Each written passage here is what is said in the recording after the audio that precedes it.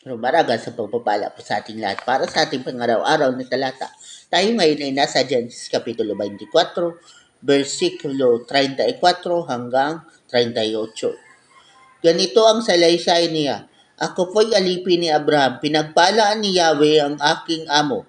Pinarami ang kanyang mga kawan ng tupa, kambing at baka. Pinagkalooban rin siya ng maraming pilak at ginto at ang mga aliping babae at lalaki, mga kamelyo at asno. Niloob po ni Yahweh na ang asawa niyang si Sarah ay magkaanak pa bagamat matanda na. Ang anak na ito ang tanging tagapagmana ng kanilang kayamanan.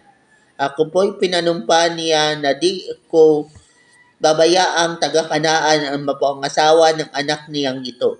Dito po siya, dito, dito niya po ako pinapunta sa mga kamag-anak ng kanyang mga magulang upang ihanap ng mapangasawa ang kanyang anak. So sa passage na to, ikinwento ng alipin ni Abraham yung mga habili ni Abraham o yung mga command ni Abraham. At ito naman ay ipininto niya dito sa mga kay Rebecca, kay Laban at sa kanilang pamilya at sa kanila.